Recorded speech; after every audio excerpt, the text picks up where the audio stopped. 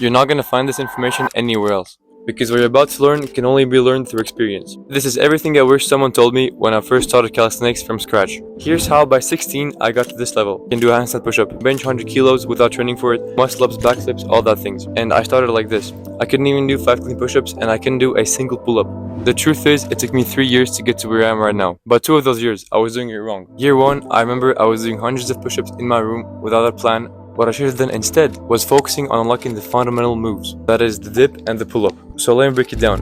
Exactly what you should do to skip the years I've wasted. So if you can't do pull-ups yet, you either do negatives or banded pull-ups. Get better at those. Then you will unlock your first pull-up. Once you can do that, I want you to do 6 to 8 sets of 1 rep. And that'll help you do way more pull-ups. And the same thing applies for dips. Then, if you do this, you'll soon hit 10 plus pull-ups and 15 plus dips. You can finally start weighted calisthenics. Weighted calisthenics is basically just adding weight to yourself because you're getting stronger.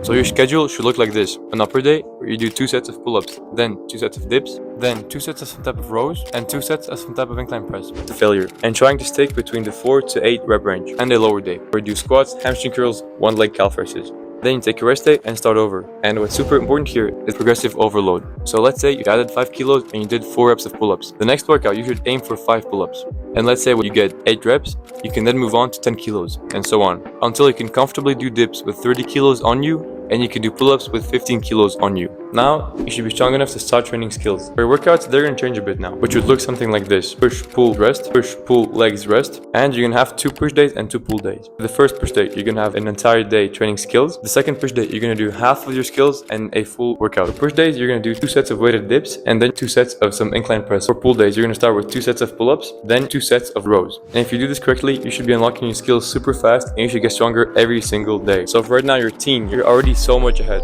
If you have any questions, I'll answer them in the comments, drop them down below, and subscribe.